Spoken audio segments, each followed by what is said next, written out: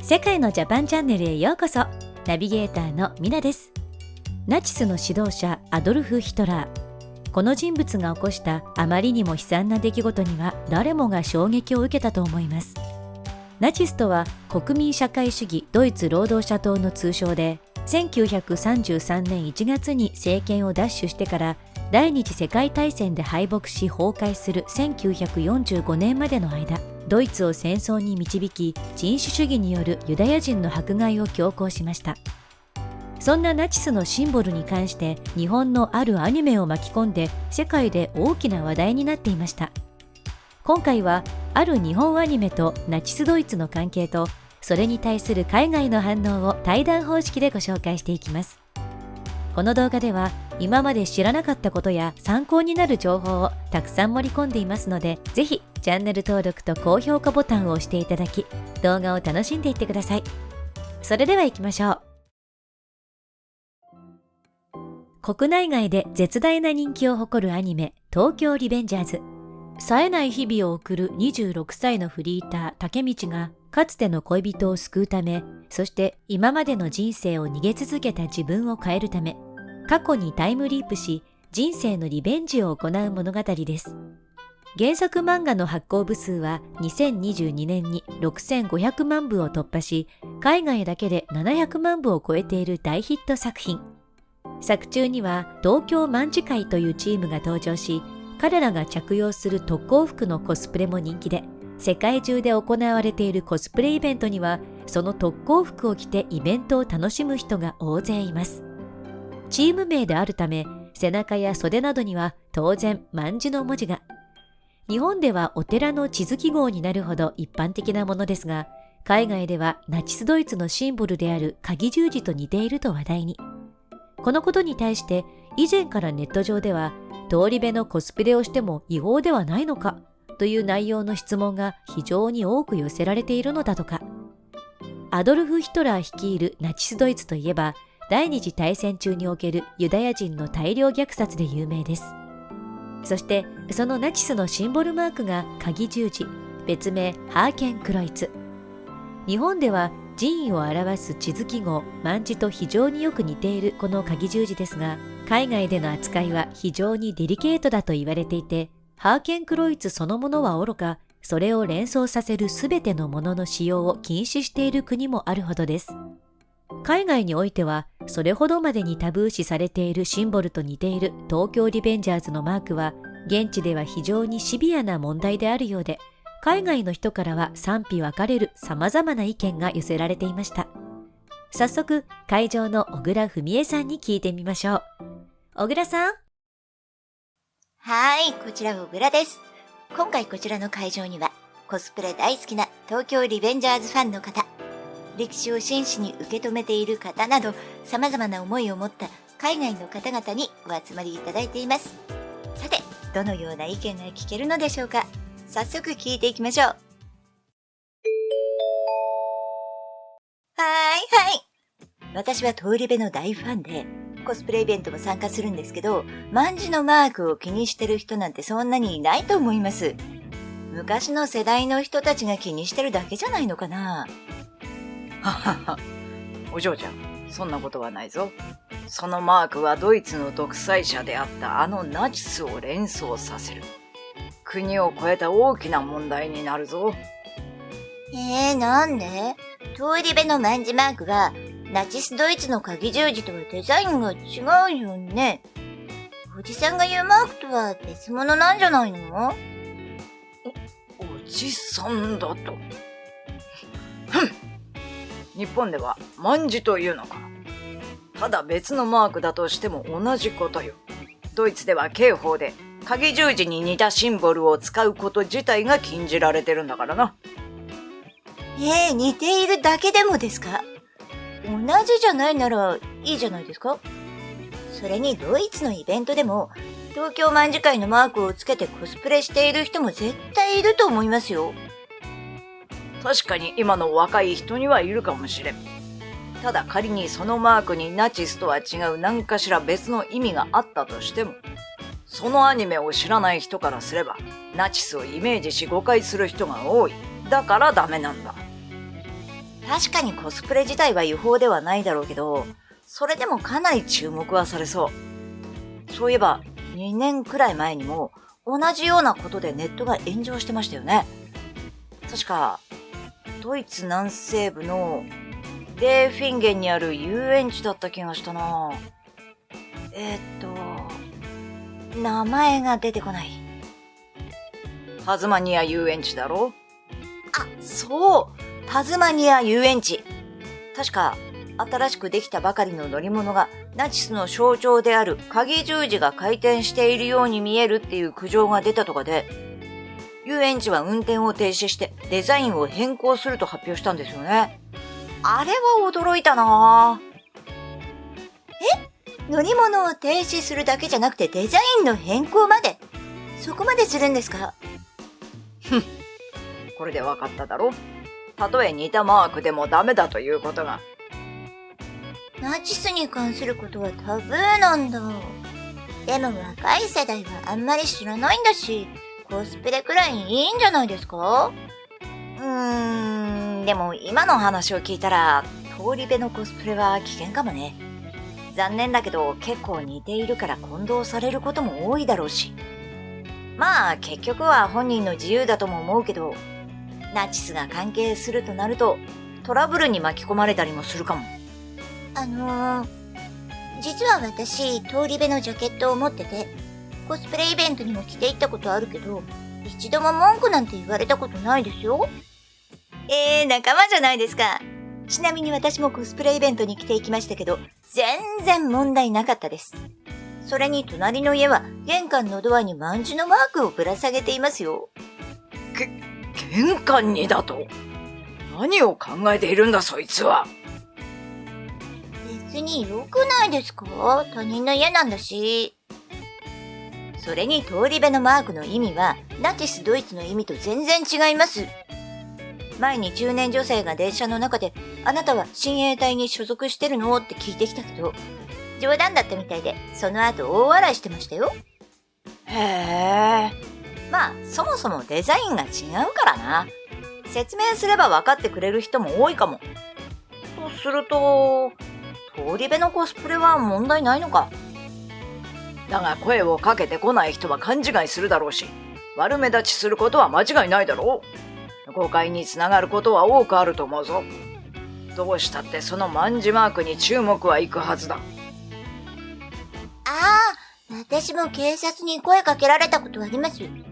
でもその人たちは卍の意味を知ってて、一応注意するようにって感じのことを言われたくらいでしたよ。警察が理解を示してくれてるのか。時代は変わってきているんじゃないですかね。君たちは甘いな。声をかけられるということは気になる人が多いということだ。中には攻撃的な人だっているかもしれない。事前にトラブルを避けようとするならマークを変えて自重した方がいいと言っているんだ。それじゃあ意味ないんです。マイキーと同じマークを背負いたいんです。じゃあさ、これはどうかな。日本へ行って大好きな通り部のコスプレを思いっきり楽しむなんてどう？こっちにもたくさんのコスプレイベントがあるのにですか？それに、日本は遠すぎますよ。だね。フランスなんかかなり頻繁にイベントをやっていますよ。先週パリに買い物に行ったら、ナルト、綾波レイ、セーラームーンとすれ違いました。それに通り部のアニメだって、卍のマークが光とか黒塗りとかで消されてる。ナチスのマークと似ていることはわかりましたけど、ファンからしたら悲しいから、せめてコスプレくらい許してほしいな。光でマークを隠しているのか。そこまでしてこのマークを見せないように徹底しているんだね。黒塗りに光。ちなみにその通り部っていうアニメはどんな内容なんだ？少し複雑なストーリーなんで、なんて言えばいいんですかね。私が説明しますよ。過去と現在を行き来する話なので説明難しいですよね。主人公は26歳の男の子。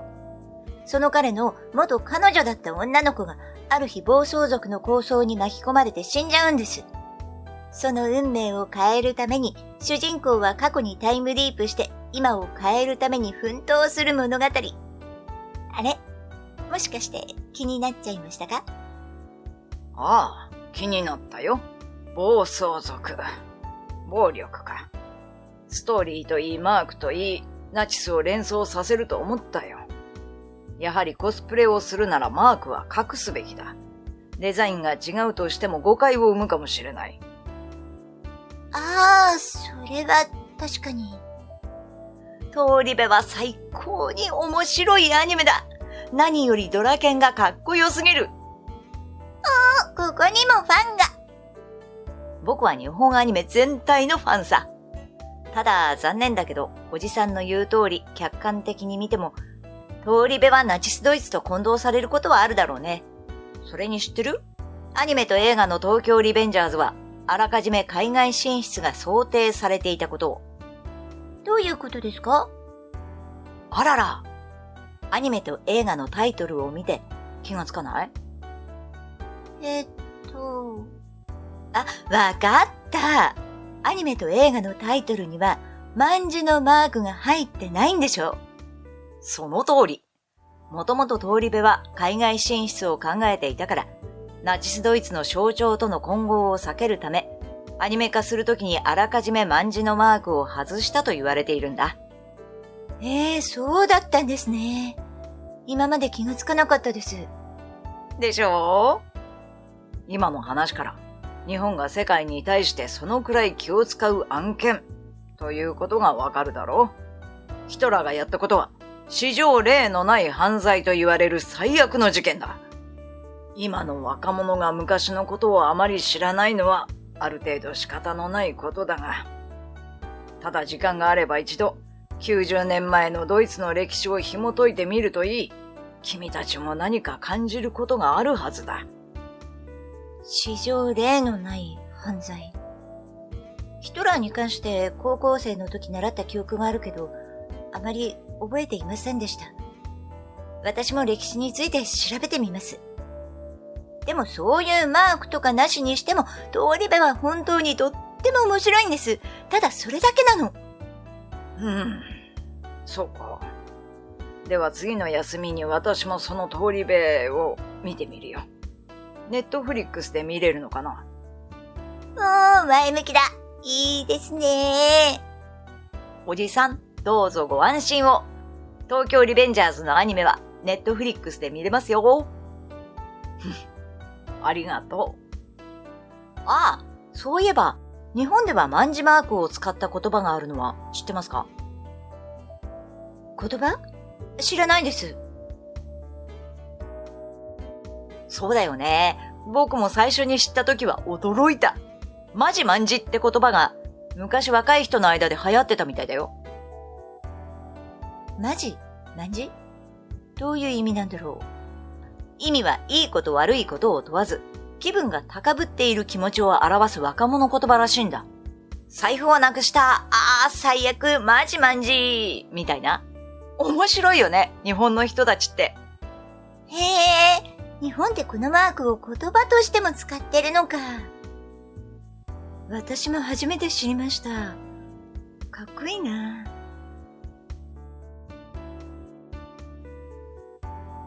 東京リベンジャーズは世界で一番面白い最高のアニメっしょ。マジマジ。こら、それはさすがにいかんぞ。ははははは。おっと、失礼しました。皆さん貴重なご意見ありがとうございました。スタジオにお返しします。小倉さん、ありがとうございました。意見が大きく分かれていましたが、過去に起きた歴史と現在の状況を改めて確認できる素敵な議論でしたね。ただ、どんな理由だとしても、鍵十字に似たマークは注目を浴びることは間違いないようです。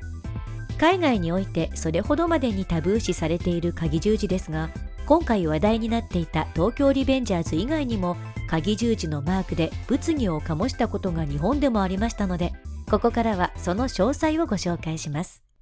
2015年、衣料品大手のファッションセンターしまむらでナチスドイツのシンボルである鍵十字を連想させるデザインの商品が販売されていたことが問題として取り扱われました。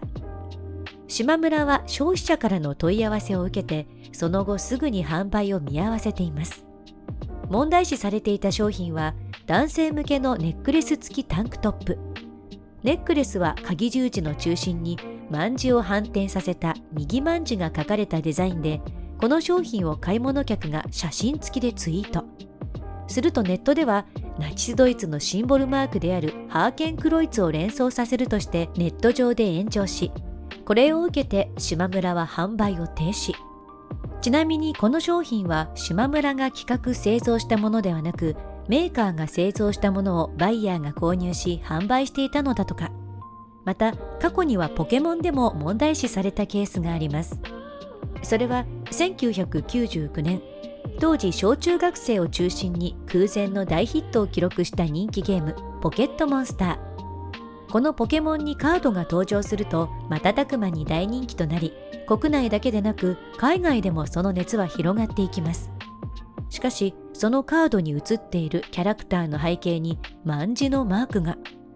その後アメリカやカナダで問い合わせが相次ぎ、任天堂は製造を中止。英語版では発行当初からマークを差し替えていたそうですが、コレクターが個人輸入するのが問題との訴えを受け、日本版でも差し替えを行うことになったそうです。日本では使うが海外に出すときは差し替える。このことから日本と海外の鍵十字への感じ方の違いが感じられます。多民族国家ではない日本にとってユダヤ人の迫害の歴史はとても残虐な事実であることは知っていても、あまり身近には感じられない人が多いそうです。それゆえにナチスのシンボルである鍵十字への反応も海外に比べると少し鈍いのかもしれません。そのためネットではなぜいけないのかがしっくりきていない人々も多いのだとか。ナチスを連想させるマークの入った T シャツ、そしてポケモンカードについての海外の人の意見は、やめた方がいいですね。ただのファッショングッズかもしれませんが、もしこれをつけたら俺は人種差別主義者だと言っているのと一緒だと思います。まあナチスが勝手に使う前は普通の仏教のマークだっただろうって、無理やり多めで見てあげても完全にナチスだなと思ってしまう。これを着ている人を見かけたら、世界史を知らなすぎだわ、もう少し勉強した方がいいって思って軽蔑してしまうかも。このように全体的に否定的でした。今回の動画をご覧になったあなたはどう感じましたか？元は幸運のシンボルだった卍。国によって捉え方が全く違うんですね。これに関してはまだまだ物議が続きそうです。最後までご覧いただきありがとうございました。